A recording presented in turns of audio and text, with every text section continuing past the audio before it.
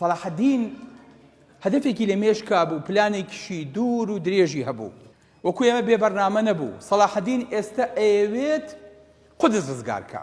بۆ ئەوەی کە بتوانێت قودس ڕزگارکە ئەبێت ئومەتی ئیسلامی یەک خات. بۆ ئەوەی کە ئومەتی ئیسلامی یەخا ئەبێ هەردوو باڵی دەوری قودس، ئەگەر ئەمە قودس بێ کە سەرەکە بێ، ئەم باڵەی ڕۆژ ئاوای میسرە، ئەم باڵەی شامە، ئەبێ هەردوو باڵەکە یەکخا بۆ ئەوەی کە بتوانێت کۆنتڕۆڵی بەیت المەقدیسکە، بەبێ ئەمە پێی ناکرێت. صلاح الدین تەجروبەیەکی تاڵی هەیە لەمەیە، بۆیە ئەگەر ئەمە نەکات هیچی پێ ناکرێت. بۆیە ماوەی 12 دانە ساڵی 570 تا ساڵی 582 خەریکی ئەمە بوو. سبحان الله، ئینسانێک پلانێکی 12 ساڵی دابنێ، بەڕاستی هونەرە، بەڕاستی ئەم پیاوە عەقڵی زۆر گەورە بووە و ئەیزانی چی ئەکات.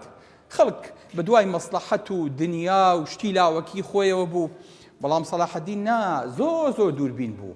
ئێستاکەن هاتووەتە میسر، تەشریفی هێناوەتە میسر، وردە حکمی ئیسماعیلەکان و فاتمیەکان و شیعەکانی لابردووە.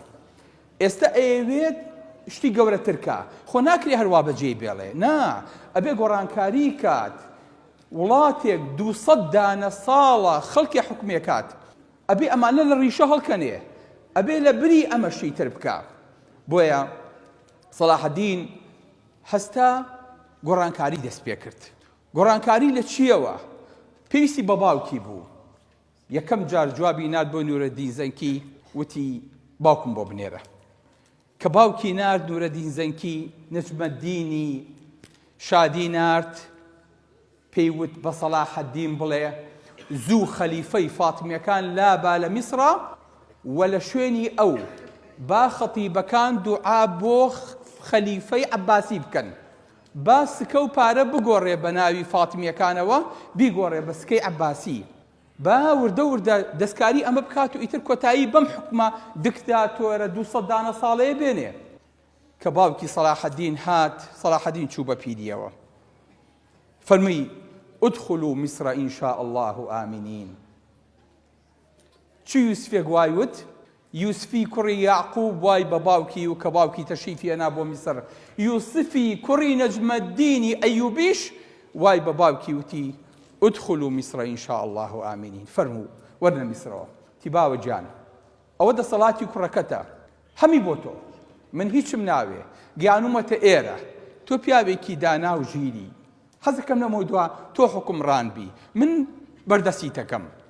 باوکی وتی کوڕم، ئەگەر خوای گەورە شتێکی تیا شەک نەبردیتایە لە دانایی و لە زیرەکی و لە لێهاتووی و لە ئازایەتی و لە حکمت، ئەمەی پێ نەئەبەخشیت، یەخوا پیرۆزی خۆ بێ، من هیچم ناوێ. وتی دە باشە باوە جان، تۆ خەزینەکانم بۆ بگرە دەست، لایانی مالیم بۆ بگرە دەست، ئەلەرنیا دەستبارێکم بگرە.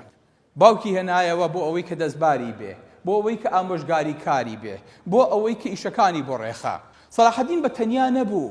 صلاح الدین یەکێ لەو ئیشانەی کە کردی، کۆمەڵی پیاوی خۆتان ئاسایی لە دەور بوو.